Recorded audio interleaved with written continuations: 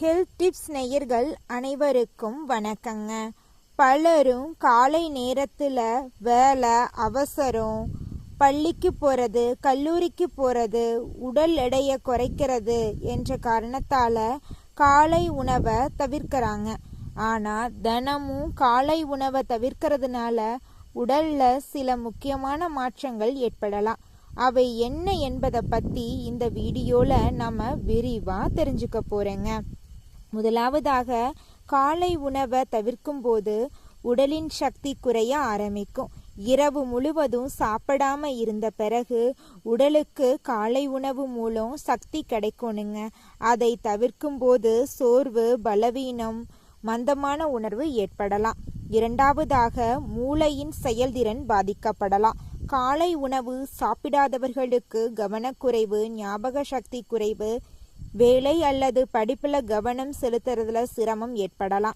மூன்றாவதா, அதிக பசி ஏற்படும். காலை உணவை தவிர்த்தா மதிய நேரத்துல அதிகமாக சாப்பிடும் பழக்கம் உருவாகலாம். இதனால உடல் எடை அதிகரிக்கும் அபாயமும் இருக்கு. நான்காவதாக, இரத்த சர்க்கரை அளவுல மாற்றங்கள் ஏற்படலாம். குறிப்பா நீரிழிவு நோய் உள்ளவங்க காலை உணவை தவிர்க்கிறது உடல் நலத்துக்கு பாதிப்பை ஏற்படுத்தக்கூடுங்க. ஐந்தாவதாக, செரிமான பிரச்சனைகள் ஏற்படலாம். நீண்ட நேரம் வயிறு காலியா இருக்கிறதுனால அமில சுரப்பு அதிகரித்து வயிறெரிச்சல், அசௌகரியம் ஏற்படலாம். ஆறாவதா, மனநிலையில மாற்றங்கள் ஏற்படலாம். எரிச்சல், கோபம், மன அழுத்தம் அதிகரிக்க வாய்ப்பிருக்கு. ஏழாவதா, உடலின் வளர்சிதை மாற்ற வேகம் குறையலாம். இதனால உடல் கலோரிகளை எரிக்கும் திறன் பாதிக்கப்படலாம். எட்டாவதா, உடலுக்கு தேவையான வைட்டமின்கள், தாது சத்துக்கள் கிடைக்காம போகலாம். இது நீண்ட காலத்துல உடல்நல பிரச்சனைக்கு வழிவகுக்கும். அதனால நண்பர்களே, காலை உணவை முற்றிலும் தவிர்க்கிறத விட ஆரோக்கியமான உணவுகளை அளவா சாப்பிட்றது நல்லதுங்க. இட்லி, தோசை, கம்பு உணவு, ஓட்ஸ், பழங்கள், முட்டை போன்ற சத்தான உணவுகளை காலை உணவுல சேர்த்துக்கலாம். இந்த தகவல் உங்களுக்கு பிடிச்சிருந்தா லைக் பண்ணுங்க. உங்களுடைய நண்பர்கள் மற்றும் உறவினர்களுக்கு ஷேர் பண்ணுங்க.